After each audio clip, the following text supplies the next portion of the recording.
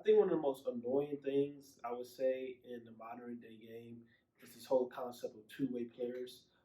I feel like we didn't hear that in the 80s, we didn't hear that in the 90s, we didn't hear that in the 2000s. I feel like since the game has become more offensive oriented, and when I say offensive oriented, I mean like guys are more capable of going out and get 30, 40, and 50 points each and every night.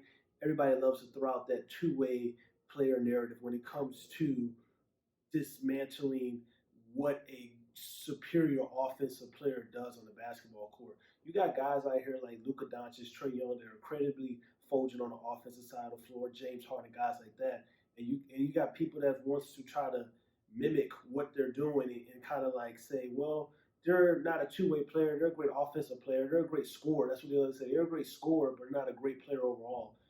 In the history of the game, in the history of basketball, the best scorers in the NBA have also been the best players. Like people confuse the people playing defense or getting after it. Basically, defense is a mentality. Like defense is everybody's capable of playing defense. That's why you see in the playoffs where teams are locked in, teams are focused. That's why you see guys are hustling more, guys are diving for loose balls, guys are clearing, making sure that they are helping on the switch side of the post or helping close the gap on driving lanes and stuff like that. It's a mentality. It's not more so like being a complete offensive player. A superior offensive talent, a superior offensive scorer will always be better than this so-called two-way player. Don't get it confused. Like people want to credit like James Harden. James Harden is a great scorer. No, James Harden is a great basketball player. James Harden is one of the cerebral talents that we have in the NBA.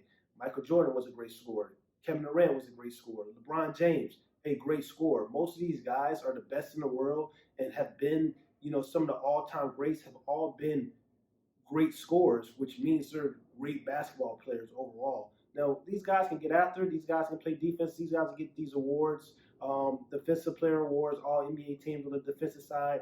That's fine, but it's more of a mentality more so than being like everybody can't do it. That's why in the playoffs we've seen players like James Harden turn into a really great defender, or James Harden being one of the best post defenders in the game. Is James Harden known for being a super excellent defensive player? No, he is not, but he's still capable of playing defense. I just feel like guys like Paul George, Kawhi Leonard, Jimmy Butler, I just feel like they're great basketball players. They have a different mentality that they want to on the defensive side of the court where they want to be more aggressive and they play harder.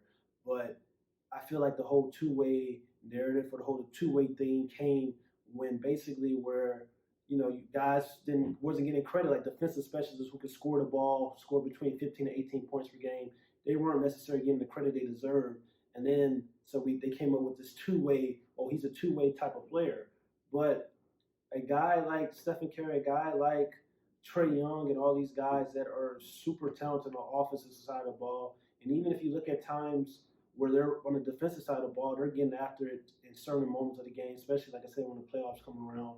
That's when you see guys hustle more, but it's more of a mentality, it's more of a mindset.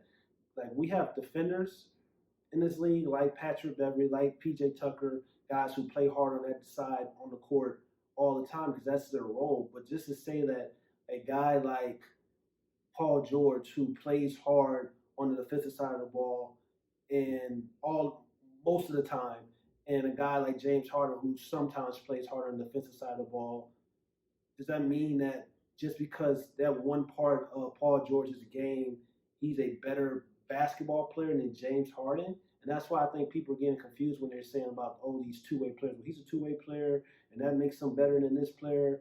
No, it really doesn't. That's why they're trying to put caps on these guys' talent or these guys, what they do on the basketball court. They say, no, he's just a good scorer. Like Luka Doncic and Trey Young, they're just great scorers. Devin Booker, they're just great scorers. No, these are great basketball players. The name of the game is basically to put the ball in the hoop.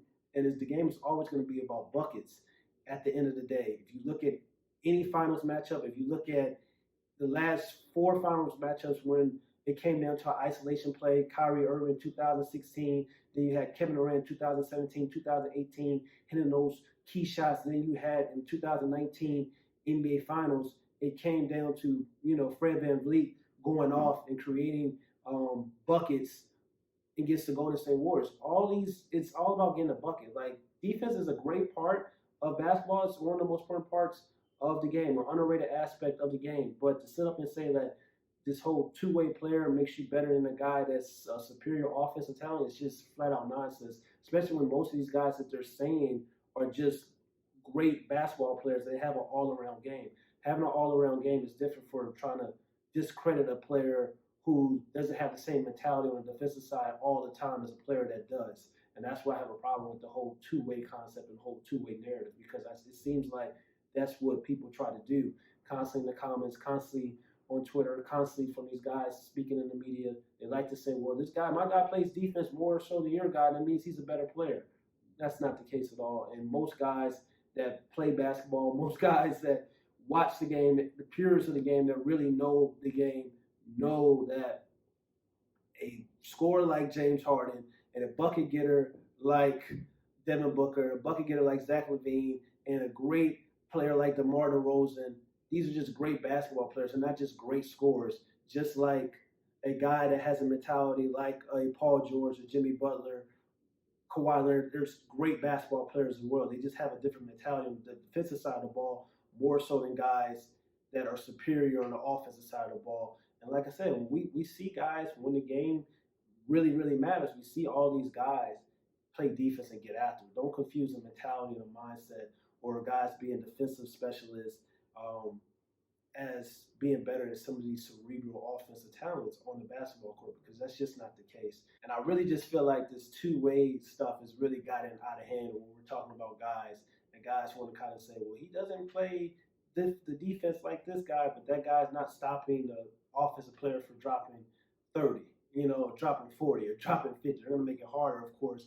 But just like it's going to be times in the game, possessions where the guy that's dropping 30 and 40 is playing good defense on a guy that's considered a quote unquote two-way player. So I just feel like it's gotten out of hand. I just really want to make a video to talk about it.